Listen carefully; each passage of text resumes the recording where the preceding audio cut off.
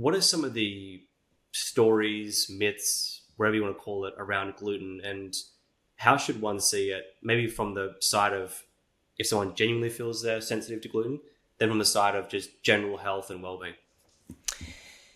So there are a lot of messages out there, and because of these messages, we've also got, celebrities that are endorsing these messages, and as a result, there's about 30% of Australians and Americans that are actually reducing or totally avoiding the gluten. So it's really become something that a lot of people are doing.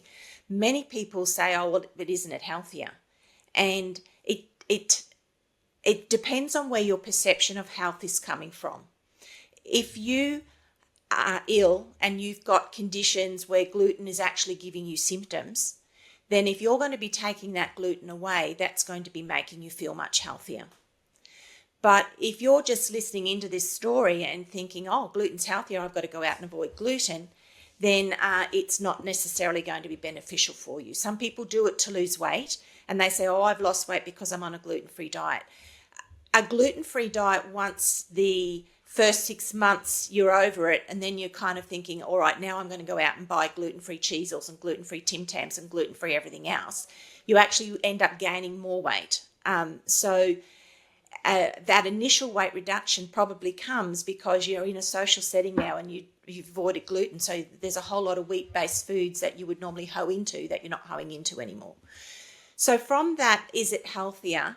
A gluten-free diet in general does lack a number of nutrients. And if somebody needs to be gluten-free from a medical perspective, then they really should speak to a dietitian and work out where am I going to get these things that are deficient.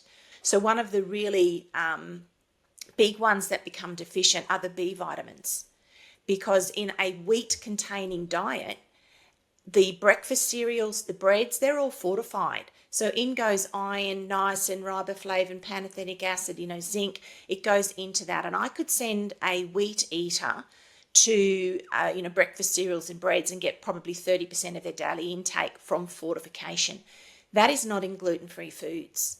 So people with celiac disease who, are strictly gluten-free for life, really need to work out, well, where is this coming from? But one of the other big things is fiber. So if you're going to take a wheat bread out, which is almost 100% wheat, now it might not have the best fiber in it because it's white bread, but it's got protein, it's got fat, it's got vitamins and minerals, it's got all those things added. And you add in a gluten-free bread, that bread is a high proportion of starch, which is an ingredient that's been stripped of nutrients. There's no protein, there's no fat, there's no vitamins and minerals, there's no extra vitamins and minerals that have been added or fortified. Sometimes you've got a white rice flour that's been put in there or some soy flour, but that's like a very small percent of the overall product that you're eating that's going to be giving you nutrients. So the fiber component is right down on gluten-free diets, and this is going to impact microbiome health, which is where we're all talking about at the moment for health in general. There's other nutrients as well. I'm not sure if I need to go into all of the nutrients at this point. Tell me if you want to, but I mean, it could end up just being all about the different nutrients in a gluten-free diet. But iodine, iron. People who go gluten-free are often like yourself. You said you went dairy-free at the same time. So if you're taking out dairy-free, you lose a good a portion of protein and you lose your best source of calcium. So even though vegan food is on the rise, these do not replace the calcium that dairy replaces. So there's a lot, and I say vegan food because that's the alternate dairy products that a lot of people go to when they're trying to, take dairy out.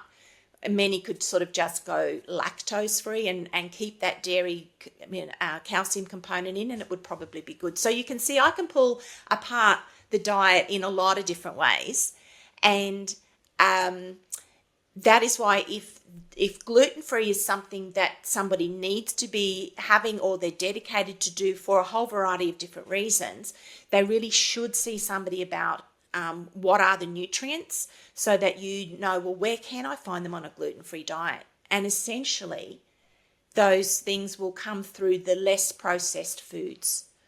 So you may need to change the style of eating to include these things instead of just trying to swap out a wheat food and put in a commercial processed food to replace it. Thank you for watching this episode of the Getting Mental podcast. If you like this episode, then you'll love this one here and this one here. Check them out.